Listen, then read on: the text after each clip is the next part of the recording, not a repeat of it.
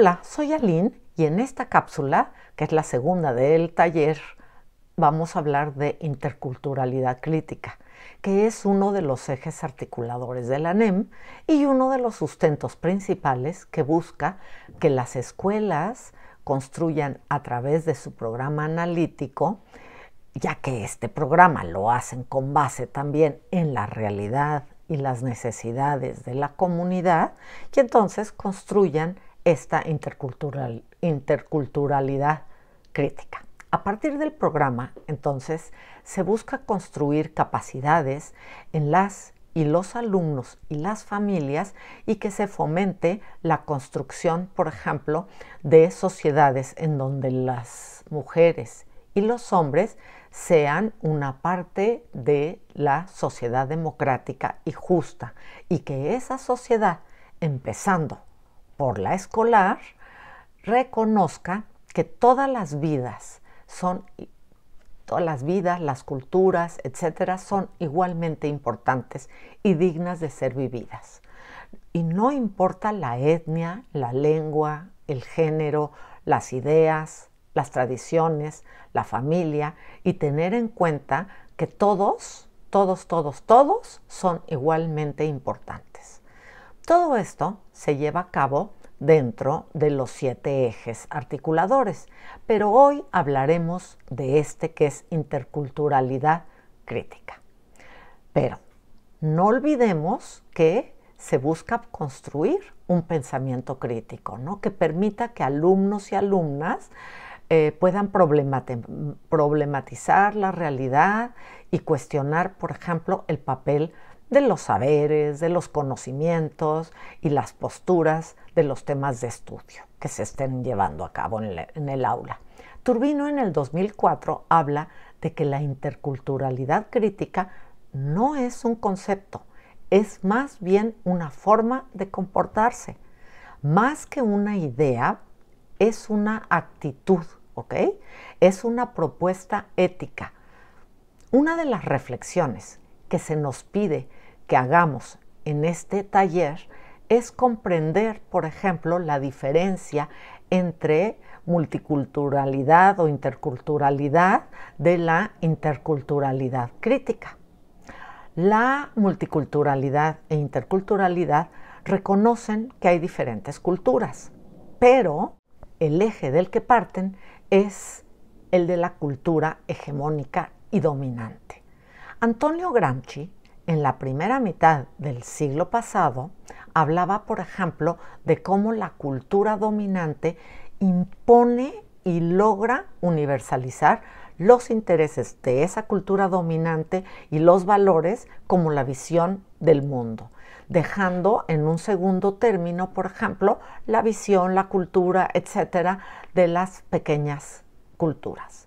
Turbino en 2024 recalca, por ejemplo, cómo desde esta postura, que es aparentemente inclusiva, se construyen identidades colectivas, pero que eclipsan la diversidad cultural, y homogeneiza todo, a partir, por ejemplo, de una lengua y la cultura dominante. Cabe hacer notar, por ejemplo, que los miembros de las culturas dominantes realmente muchas veces ni siquiera se percatan de que es de esto, y creyendo muchas veces que son inclusivos, refuerzan sin intención deliberada, a veces sí es con intención deliberada, pero a veces no, y refuerzan estas situaciones. En cambio, la interculturalidad crítica considera que todas las comunidades son iguales y tienen los mismos derechos. Y estos no solo se van a reconocer, sino que se van a incluir dentro de los PDAs, ¿no?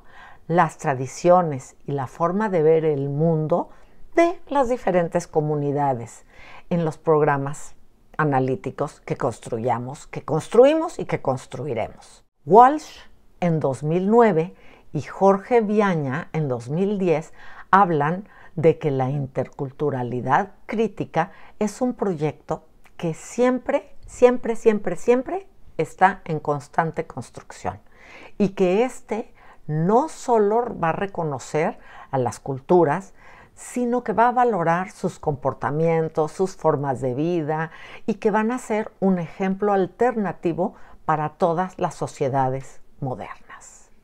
Por consiguiente, la educación de la NEM, dice el documento, visibiliza el valor de las culturas comunitarias como la de los pueblos originarios, por ejemplo, la de los pueblos agrarios, campesinos o la de los pueblos y barrios de las ciudades. Busca, por ejemplo, que la participación de las diversidades sea plena y constituya la base de la verdadera democracia. Y en ese sentido, como ustedes como escuela, ¿lo han llevado a cabo? ¿Qué tanto han podido hacer, por ejemplo? ¿Cómo se sintieron ustedes en este nuevo planteamiento de mirar los objetivos educativos e incorporarlos en la práctica docente del día a día me refiero? ¿Cómo respondieron, por ejemplo, los y las alumnas ante esta nueva mirada? ¿Cómo respondieron las familias? ¿Participaron activamente más? El video que nos sugirieron ver de Quipatla me lleva a hablar sobre los estereotipos. Lloyd en 2020 habla de que los estereotipos se refieren cuando agrupamos a la gente en una categoría determinada y asumimos que todos los que forman parte de ese grupo tienen las características semejantes o iguales, digamos, por ser parte de ese grupo. Y esto es lo que muestra la situación del video, por ejemplo. Hace evidente cómo el tono de piel y la manera de hablar de la niña es diferente. Y entonces el grupo primero pues no la incluye, inclusive hasta se burlan de ella. Y también piensan que es de otro país y que no es importante tomarla en cuenta. Luego cambian de parecer. Sin embargo, creo, este video también nos muestra y habla de la otredad, que es la construcción, por ejemplo, de una identidad que nos hace ser o pertenecer y que nos diferencia de otro. Es decir, se va a conformar de las creencias, los mecanismos sociales y los mecanismos psicológicos. Es decir, que actuamos desde nosotros porque consideramos que los otros no son iguales. Esta forma de actuar promueve discriminaciones y situaciones, por ejemplo, de menosprecio, apodos, exclusión de unos estudiantes con otros, exclusión del personal, de la escuela o de familias, ¿ok? Por consiguiente, en este taller me parece que sí es muy, muy importante reflexionar sobre cómo actuamos como escuela ante los estereotipos, el bullying, el rechazo a los otros, ¿ok? Como escuela, como docentes, ¿reconocen, por ejemplo, la diversidad que caracteriza a su comunidad escolar? ¿Qué características, por ejemplo, dan muestra de la diversidad de sus alumnos y alumnas? ¿Y qué hacen ustedes con respecto a esas diferencias? Y entre ustedes como colectivo docente, empecemos por esta parte. Vernos a nosotros, ver la escuela, y una vez que visualizamos las cosas, las podemos tomar en cuenta para llevar a cabo acciones, ¿no?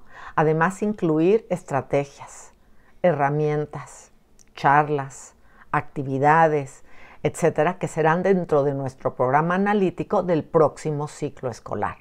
Pero es muy importante que lo hagamos y que pensemos cómo resolverlas y cómo romper estereotipos. Te pongo el enlace de la cápsula de evaluación formativa también para este taller. Dale clic y entonces en el enlace y automáticamente te va a llevar a él. Si te gustó la cápsula, dale like, comparte, suscríbete y Hasta la próxima.